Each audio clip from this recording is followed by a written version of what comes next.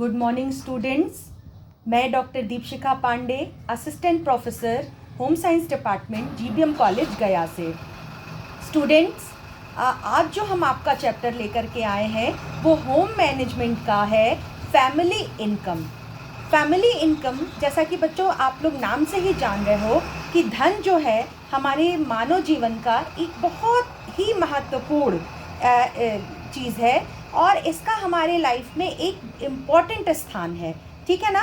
क्योंकि आप सभी जानते हैं कि धन वो वस्तु है जिसके द्वारा हम भोजन, वस्त्र की खरीदारी या प्राप्ति हम कर सकते हैं। ठीक, यानी कि ये कहें कि परिवार की समस्त आवश्यकताओं की पूर्ति के लिए हम लोगों को क्या करना है, कुछ आर्थिक क्रियाएं करनी पड़ती है जिससे कि हमें क्या हो सके, ये धनोपार्जन हो सके या इनकम हमें हो सके। यानी कि घर के व्यक्ति द्वारा एक निश्चित अवधि में किए गए काम के उपरांत जो धन की प्राप्ति होती है या मुद्रा की प्राप्ति होती है उसे ही हम इनकम कहते हैं। ठीक है, यानी कि अगर इसको हम डिफाइन करें तो आय एक जो है वो निश्चित अवधि में अर्जित की गई वह धनराशि होती है जो आर्थिक प्रयत्न के बाद प्राप्त होती है तथा जिसमें अन्य सुविधाएं भी, जैसे मान लीजिए निशुल्क मकान मिलना, मुफ्त चिकित्सा मिलना, मुफ्त शिक्षा मिलना, मनोरंजन मिलना, यात्रा व्यय, ये चीज़ें भी सम्मिलित होती हैं। ठीक है, और निकल और डॉर्सी ने इसको डिफाइन करते हुए इनकम को कहा है कि पारिवारिक आय मुद्रा यानी कि पैसा, वस्तु, सेवा तथा संतोष का एक प्रभाव होता है जो परिवार के अधिकार में उसकी आवश्यकताओं के निर्वाह हेतु प्राप्त किया जाता है। यानी कि इनकम वो चीज़ है जो एक निश्चित टाइम पीरियड में घर का व्यक्ति कमाता है, प्राप्त करता है, और ये मौद्रिक के साथ साथ कई तरह की और होती हैं, जैसे निशुल्क सेवाएं भी जो प्राप्त होती हैं वो भी हमारी इनकम की श्रेणी में आती हैं। बच्चों, इस टॉपिक में हम दो चीज़ें क्लियर करेंगे आपको। एक तो आय का प्रकार क्या है, यानी इनकम के टाइप्स क्या हैं, और दूसरा है इनकम के सोर्सेस क्या हैं। ठीक है, तो अब हम लोग चलते हैं सबसे पहले इनकम यानी आय के प्रकार पर। तो देखो, जैसा कि चार्ट में दिख रहा है, आय के प्रकार को हम लोग तीन भागों में बांटे हैं। पहला है मनी इनकम, दूसरा है रियल इनकम और तीसरा है साइकोलॉजिकल इनकम। एक बार देख ले, मनी यानी मौद्रिक आय, रियल मतलब वास्तविक आय और साइकोलॉजिकल मतलब मनोवैज्ञानिक आय। रियल आय यानी जो वास्तविक आय है उसको भी पुनः दो भागों में बांटा गया है। एक को कहते हैं डायरेक्ट इनकम और एक को कहते हैं इनडायरेक्ट, यानी कि प्रत्यक्ष वास्तविक आय और अप्रत्यक्ष वास्तविक आय। तो अब हम लोग एक एक को क्लियर करते चलेंगे। सबसे पहले हम लोग आते हैं मनी इनकम। बच्चों, जैसा कि तुम लोगों को नाम से ही पता चल रहा है कि जो है मौद्रिक आय जो है एक निश्चित टाइम में, ठीक है, जब हम काम करते हैं और हमें जो आय मुद्रा के रूप में प्राप्त होती है उसको हम लोग क्या कहते हैं, मौद्रिक आय कहते हैं। और इस मुद्रा के द्वारा ही हम बाजार से सारी चीज़ों का क्रय करते हैं। जैसे एक महीने हम लोगों ने काम किया, टीचिंग जॉब की, और एक महीने के बाद हम लोगों को सैलरी मुद्रा के रूप में मिलती है, मनी के रूप में मिलती है। तो इस मनी से हम जो है अपनी आवश्यकताओं की चीज़ें क्या करते हैं, खरीदते हैं। ठीक है ना? और मौद्रिक आय यानी कि ये मनी इनकम को प्राप्त करने के लिए परिवार को क्या करना पड़ता है, काम करना पड़ता है। ठीक है, कुछ आर्थिक क्रियाएं करनी पड़ती हैं, जैसे नौकरी करना है, अपना व्यवसाय करना है, कृषि करना है, उद्योग धंधा करना या किसी तरह का भी कार्य जिससे कि उन्हें मुद्रा के रूप में आय प्राप्त हो। ठीक है, ये चीज़ क्लियर हुआ। अब हम लोग आते हैं, जो हमारा दूसरा है वो है रियल इनकम। रियल इनकम को बच्चों ठीक से समझिएगा, इसको हम कहते हैं वास्तविक आय। ठीक, देखो, सारे इनकम एक दूसरे से रिलेटेड है लेकिन कहीं ना कहीं बेसिक डिफरेंस है। तो रियल इनकम यानी वास्तविक आय को अगर हम लोग डिफाइन करें तो इसको हम लोग कह सकते हैं वह आय जो परिवार को एक निश्चित अवधि में वस्तुओं एवं सेवाओं के प्रवाह से प्राप्त होता है, वास्तविक आय कहलाता है। ठीक है, कुछ सेवाएं बिना मुद्रा खर्च किए मिलती हैं, और कुछ सेवाओं को प्राप्त करने के लिए हम लोगों को क्या करना है, मुद्रा को खर्च करना पड़ता है। ठीक है ना। आप इसको देखो, ग्रॉसर कैंडल ने इस तरह से डिफाइन करते हुए कहा कि वास्तविक आय वस्तुओं और सेवाओं का ऐसा प्रवाह होता है जो एक निश्चित समय के लिए मानवीय आवश्यकताओं एवं इच्छाओं की संतुष्टिकरण के लिए उपलब्ध रहता है। ठीक है। देखो, इन्हें दो भागों में बांटा गया है। एक होता है डायरेक्ट इनकम, एक होता है indirect income. Direct real income क्या है, यानी कि प्रत्यक्ष आय। जैसे कि मान लो इनके अंतर्गत वे वस्तुएं आएंगी जैसे जिसको हमारा परिवार बिना पैसा खर्च किए प्राप्त करता है, उसे हम क्या करते हैं, कहते हैं डायरेक्ट इनकम। जैसे मान लो एक आईएएस अधिकारी हैं, उनको मुद्रा आय यानी कि इस मनी इनकम के अलावा कौन कौन सी सुविधाएं और सी प्राप्त होंगी, जैसे निशुल्क मकान मिलेगा, टेलीफोन सेवा मिलेगी, और मेडिकल फैसिलिटी मिलेगी, और गाड़ी की सुविधा मिलेगी, कुक मिलेगा। तो ये जो इनकम है जिसको बिना खर्च किए हम प्राप्त कर रहे हैं, वो डायरेक्ट रियल इनकम होती है। ठीक है, ये डिफरेंस पता चला। और इनडायरेक्ट इनकम है, उसको हम इस प्रकार से कह सकते हैं कि अप्रत्यक्ष आय के अंतर्गत वे वस्तुएं और सेवाएं आती हैं जिनको प्राप्त करने के लिए परिवार को हमको कुछ मुद्रा यानी पैसा हमको क्या करना पड़ता है, खर्च करना पड़ता है। ठीक है। जैसे मान लो हम दुकान गए और हमने बजट बनाया था कि हम 500 रुपये मीटर का ये कपड़ा मिलता है, लेकिन मार्केट में जाने पर 100 रुपये मीटर में ही उसी कंपनी का टिकाऊ मजबूत कपड़ा मिल जाता है, तो हमें वो एक तरह से 400 रुपये की हमारी वो बचत हो गई, यानी कि वो हमारा एक तरह से इनकम हुआ, लेकिन कैसा हुआ, अप्रत्यक्ष आय। और इसमें हम क्या कर रहे हैं, कुछ पैसा खर्च कर रहे हैं। ठीक है ना। तो इस तरह से इसको हम कह सकते हैं कि कम पैसा खर्च करके सुंदर, टिकाऊ, मजबूत और आकर्षक वस्त्र हमने खरीद लिया, तो ये क्या है हमारे लिए, एक तरह से अप्रत्यक्ष वास्तविक आय कहलाती है। अब तीसरा है साइकोलॉजिकल आय। बच्चों, ये बहुत इंपॉर्टेंट है। देखो, मानसिक आय का संबंध ना हमारा मुख्य रूप से मन को संतोष मिलने से है। ठीक है। जब हम पारिवारिक मुद्रा यानी कि ये मनी इनकम खर्च करते हैं और कुछ सेवाएं हम प्राप्त करते हैं, तो उन सेवाओं के उपभोग से हमारा मन क्या होता है, संतुष्टि प्राप्त करता है। ठीक है। तो उसको हम क्या कहते हैं, मानसिक आय कहते हैं। इसमें मेन क्या है, मन को संतुष्टि मिलना। जैसे मान लो बहुत गर्मी पड़ रही है, हमने एसी खरीदा, मनी इनकम जो है उसको खर्च करके मनी को हमने एसी खरीदा, और एसी में के सोने से जो हमें ठंडक का अनुभव हुआ या सुख की प्राप्ति हुई, वो हमारा क्या हो गया, मानसिक आय। यानी कुछ मुद्रा खर्च करके हमको जो अनुभव या संतुष्टि प्राप्त होती है, वो हमारा क्या होता है, मनोवैज्ञानिक आय या मेंटल इनकम कहा जाता है, या साइकोलॉजिकल इनकम इनको कहा जाता है। ठीक है, ये आप क्लियर हो गया टाइप्स। अब हम लोग अपना बढ़ते हैं सोर्सेस की तरफ। सोर्सेस की तरफ देख लो बच्चों एक बार लिस्ट। सोर्सेस यानी कि हम ये जो आय है तीनों तरीके की, वो किन किन माध्यमों से प्राप्त करते हैं। सबसे पहला है सैलरी, दूसरा है रेंट, तीसरा है इंटरेस्ट, चौथा है प्रॉफिट, पांचवा है बोनस, छठवां है पेंशन, सातवां है ग्रेजुएटी, आठवां है गिफ्ट और लॉटरी, नौवां है अलाउंसेस और 10वां है वेजेस। ठीक है। पहला है सैलरी।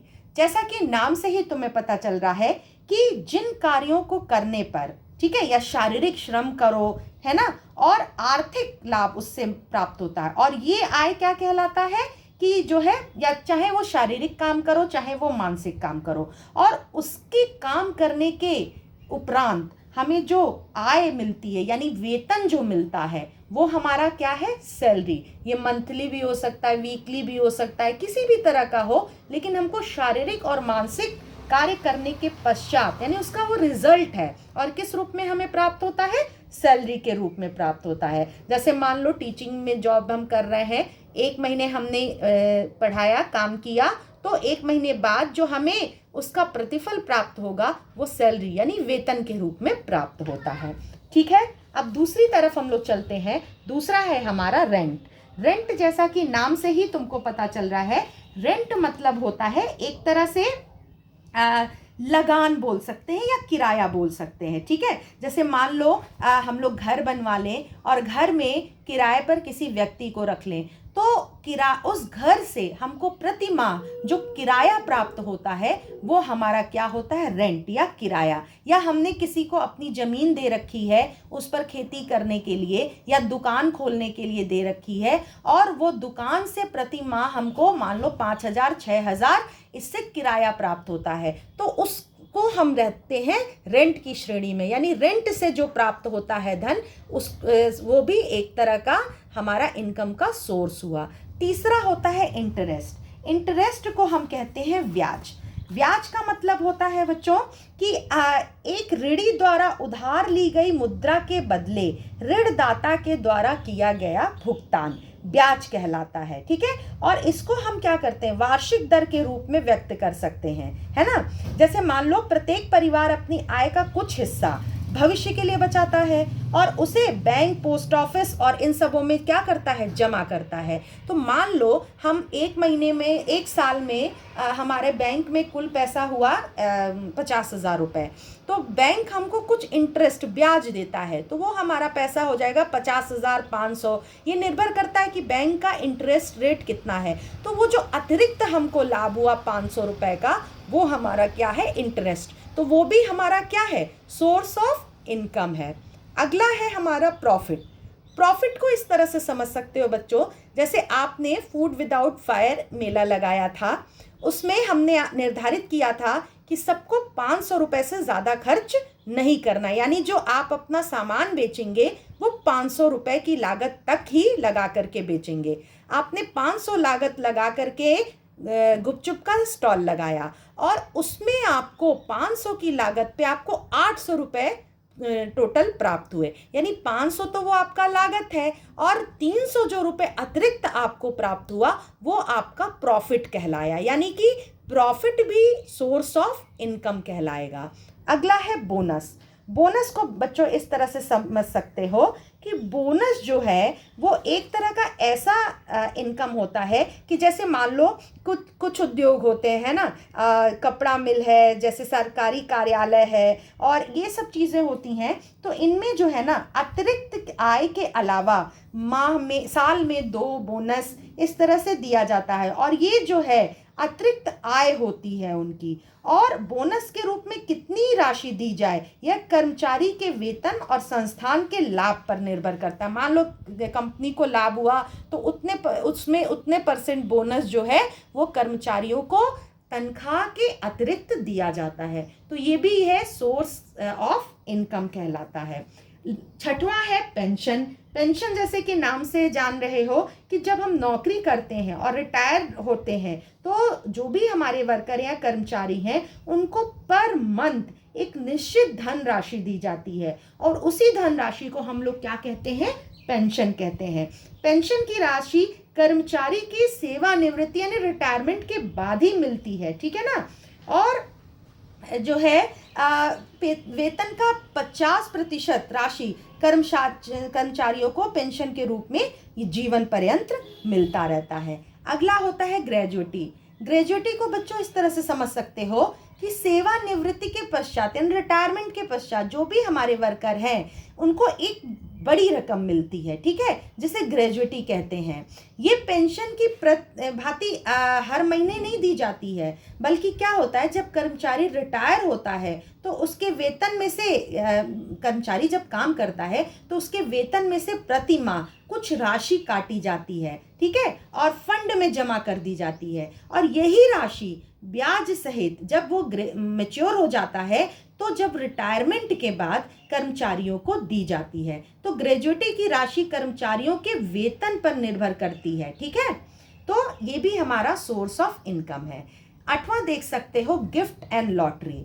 जैसे कि मान लो जन्मदिन है, शादी है, इनमें जो है कैश हमारे गिफ्ट्स मिलते हैं। और लॉटरी है, लॉटरी जैसे मान लो किसी नंबर पर पैसे लगाना या किसी भी चीज़ पर पैसे लगाना और उसके बाद जो इनकम मिलता है वो भी हमारा सोर्स ऑफ इनकम होगा। लेकिन ये जो है परमानेंट नहीं है, बहुत रिस्की है। जरूरी नहीं है कि लगाई गई लॉटरी लग जाए और हमें राशि की प्राप्ति हो जाए। इसमें हमारी जो लगाई हुई राशि है वो भी डूबने का चांस रहता है। ठीक है, अगला है जो हमारा वो है अलाउंसेस। अलाउंसेस को हिंदी में बच्चों भत्ता कहते हैं। ठीक है, जैसे सरकारी हैं कर्मचारी या अर्ध सरकारी कर्मचारी, निजी संस्थान, उद्योग, फैक्ट्री या मिल में काम करने वाले जितने भी कर्मचारी हैं या किसी भी तरह के कर्मचारी हैं, उनको आय के अतिरिक्त कई प्रकार के अलाउंसेस दिए जाते हैं। ठीक है ना, ये उनकी क्या है, अतिरिक्त आय यानी सोर्स ऑफ इनकम होता है। ठीक है ना, जैसे मान लो मेडिकल अलाउंसेस है यानी चिकित्सा भत्ता, ये हाउस रेंट है और यात्रा भत्ता है, महंगाई भत्ता है, ये सारी चीज़ें अलाउंसेस जो मिलती हैं ये भी हमारे सोर्स ऑफ इनकम में आती हैं। ठीक है, इनके साथ ही एक चीज़ और होती है, स्कॉलरशिप होती है। स्कॉलरशिप जो है बेटा, मेधावी बच्चों को जैसे शिक्षा जारी रखने के लिए क्या किया जाता है, सरकार के द्वारा छात्रवृत्ति दी जाती है, तो ये भी एक तरह से हमारा सोर्स ऑफ इनकम होता है। लास्ट जो आता है वो होता है वेजेस यानी मजदूरी। जैसे जिन कार्यों को करने में शारीरिक श्रम अधिक लगता है, जैसे मजदूर हैं तो वो शारीरिक श्रम का काम करते हैं और उसके बाद उनको जो आय प्राप्त होती है वो उनकी मजदूरी कहलाती है। ठीक है, जैसे कल कारखानों में काम करने वाले, खेतों में काम करने वाले, घरों को बनाने वाले, इस तरह के मजदूर जो है, जो उनको मजदूरी मिलती है वो मजदूरी कहलाती है। और ये श्रमिक दो रूप से मजदूरी प्राप्त करते हैं। एक तो होता है कार्यानुसार मजदूरी यानी वर्ग के आधार पर, जैसे जब एक श्रमिक को इसके द्वारा किए गए कार्य की मात्रा एवं उद्यमिता के आधार पर जो मजदूरी निर्धारित की जाती है उसे कार्यानुसार मजदूरी कहा जाता है। ठीक है, इसमें कितनी कार्य कुशलता है किसी भी कारीगर की, उसके आधार पर उसको पैसा दिया जाता है। दूसरा होता है समयानुसार मजदूरी यानी अकॉर्डिंग टू टाइम।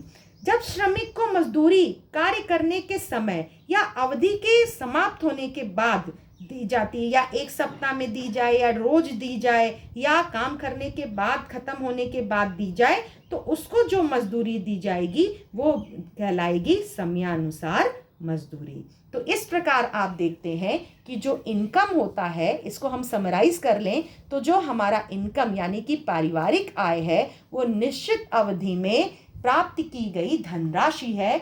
चाहे वो तीन तरह से हो सकती है, मनी और रियल और साइकोलॉजिकल। मनी मतलब मौद्रिक आय जिसको हम मुद्रा के रूप में प्राप्त करते हैं, वास्तविक आय जिसको कि हम प्रत्यक्ष या अप्रत्यक्ष रूप से प्राप्त करते हैं, जिसमें बिना पैसा खर्च किए कुछ अतिरिक्त हमें सुविधाएं उपलब्ध होती हैं और पैसा खर्च करके हमको कुछ अतिरिक्त सुविधाएं उपलब्ध होती हैं। और साइकोलॉजिकल यानी मुद्रा खर्च करके जो हमें मानसिक संतुष्टि का अनुभव होता है वो हमारा मनोवैज्ञानिक आय कहलाता है। अगर सोर्सेस को हम समराइज करें तो हम किस किस तरीके से हम इन आय को प्राप्त कर सकते हैं, तो उसमें है सैलरी यानी वेतन, रेंट यानी किराया, इंटरेस्ट मतलब ब्याज, प्रॉफिट मतलब लाभ, बोनस ही कहते हैं, पेंशन जो सेवानिवृत्ति के बाद मिलता है, ग्रेजुएटी जो है एक मुश्त राशि मिलती है सेवानिवृत्ति के बाद, गिफ्ट एंड लॉटरी जो कि आपको अपने किसी फंक्शन पर या लॉटरी किसी नंबर पर पैसे लगाने पर मिलता है, अलाउंसेस यानी भत्ता जो आपको अपनी आय के अतिरिक्त प्राप्त होता है, और दूसरा है मजदूरी जो शारीरिक श्रम करने के पश्चात आपको मिलता है। आप इस चैप्टर को अच्छी तरह से समझिए और आशा करते हैं कि इस लॉकडाउन पीरियड में आप अपना ख्याल रख रहे होंगे, सारे रूल्स को फॉलो कर रहे होंगे और अपनी स्टडी पर फोकस कर रहे होंगे। Thank you.